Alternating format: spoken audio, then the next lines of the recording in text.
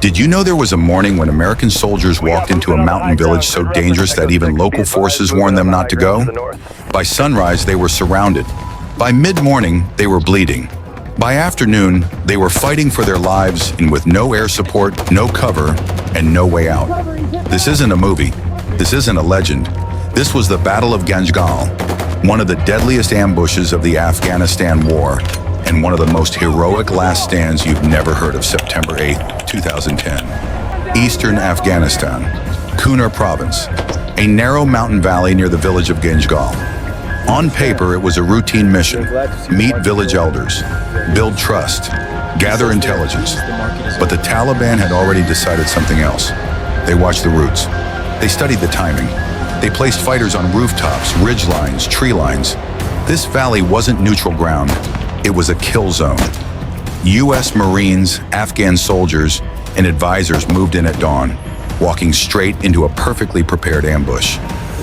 Just after sunrise, gunfire erupted, not from one direction, not from two, from everywhere. Rifles cracked from rooftops, machine guns hammered from the hills. RPGs screamed down from above. The patrol was trapped. Low ground, open terrain enemy firing from higher elevation, the worst place to be in a firefight. Within minutes, soldiers were hit. There was no safe cover. Every movement drew fire. Every second made it worse. The valley echoed with explosions.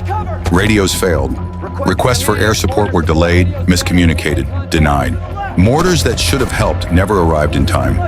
Wounded men lay exposed while bullets tore through dust and stone around them. This wasn't a battle plan anymore. This was survival. One Marine described it as the ground itself trying to kill us, and then the Taliban pushed closer. Two names would define this battle: Captain William Swenson, Corporal Dakota Meyer. While others were pinned down, they did the unthinkable. They ran into the open, through machine gun fire, through RPG blasts, through streets already marked by death. Again and again and again. Dakota Meyer drove a gun truck straight into the ambush, pulling wounded soldiers off the ground by hand. At one point, he recovered the bodies of fallen teammates under direct enemy fire. Captain Swenson coordinated movement while exposed. Hours into the fight, air support finally arrived. Jets roared overhead.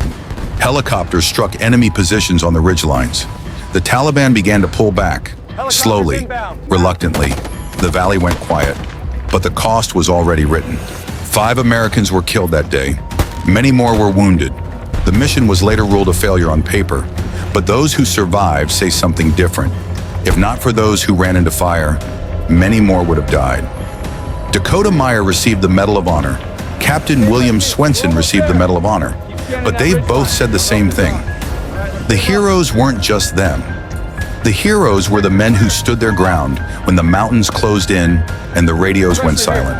No banners, no victory parade, just soldiers who refused to leave each other behind. This wasn't a movie. This wasn't a clean victory. This was modern war at its rawest and most human. Decode the dark, real war, real heroes, real cost. Subscribe, because some stories should never be forgotten.